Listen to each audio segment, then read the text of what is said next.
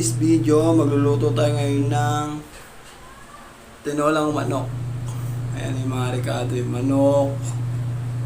Yan. Sayote, sibuyas, sili, green, syempre, malunggay. Yan, igisa natin. Unahin natin yung luya. Yan.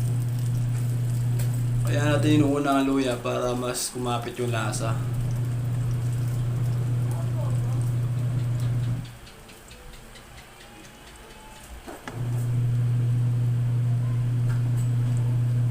Gisahin natin mabuti yung luya. Susunod natin ang gigisahin ang sibuyas.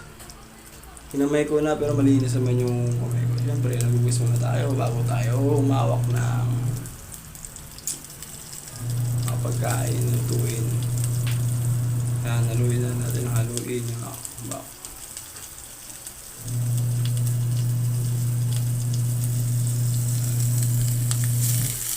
Yan, susunod natin yung manok.